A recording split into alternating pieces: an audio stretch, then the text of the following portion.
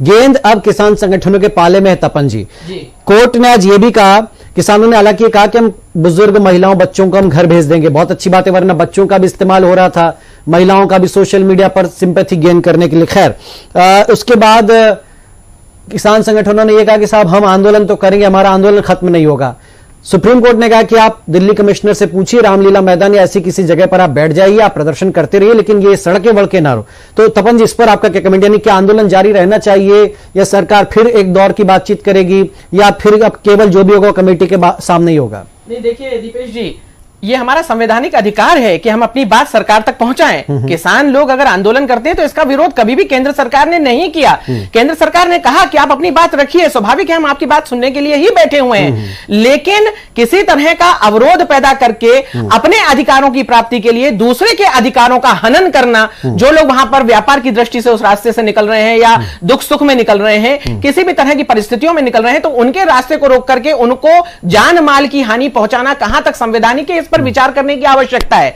लेकिन देखिए, अगर आप गौर करें तो पिछले 6 वर्षों के केंद्र सरकार, माननीय मोदी जी की केंद्र सरकार के अंतर्गत जब आप देखते हैं तो माननीय मोदी जी ने लाभ की या जीत की राजनीति कभी नहीं करी। चाहे आप जीएसटी देख लें, चाहे आप नोटबंदी देख लें, चाहे आप 3 तलाक कानून देख लें, चाहे आप 370 हटाने की बात रख लें, कितने लोगों ने कैसी कैसी बातें की, लेकिन माननीय मोदी जी ने देश हित में अपनी बात रखी, अपना काम रखा और उसके लिए कानून बनाए ताकि देश का हित हो। अगर कानून में प्रावधान करके संवैधानिक रूप से कृषि बिल लाया गया है तो यह केंद्र सरकार ने अपनी जीत के लिए नहीं लाया है, केंद्र सरकार ने किसानों की जीत के लिए लाया है ताकि वो आर्थिक रूप से संबल बने और विकास के राह में सहयात्री बने। कांग्रेस एमपी जागरूक कर रही है। 10 वर्षों की कांग्रेस की मनमोहन जी की सरकार में 1,80,000 किसानों ने आत्महत्या की थी।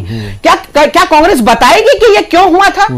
कहीं किसान को जागरूक करने कांग्रेस सड़क पर उतरी मध्य प्रदेश में। 23 तारीख को भोपाल में घेराव होगा, राजभवन का घेराव, ये सब चीजें। लेकिन क्या ये लोग आए, किसान आए रास्ते पर? देश की 2 राज्यों को छोड़ करके कोई भी राज्य के किसानों ने कभी भी नहीं कहा कि हम किसान बिल के विरोध में। उन्होंने कहा बहुत अच्छा बिल है, इसको लागू होना चाहिए। और केंद्र सरकार ने तो यहां तक भी कहा कि आप परीक्षण करके देखिए, 1-2 साल आप उसका लाभ करके देखिए और आप गौर करिए कि ये किसान बिल आने के बाद में कई जगह पर ऐसी परिस्थितियां बनी जब किसान की फसल नहीं बिक रही थी तो वो बेची गई, एमएसपी रेट पर बेची गई और किसान उससे लाभान्वित हुआ। कहीं ना कहीं जो कॉन्ट्रैक्ट फार्मिंग है उसके अंतर्गत भी जो लोग उनको धोखा देने का प्रयास कर रहे थे, उनकी फसल को नहीं उठा रहे थे, उनको आकर के उठाना पड़ा और हर्जाना भी भरना पड़ा।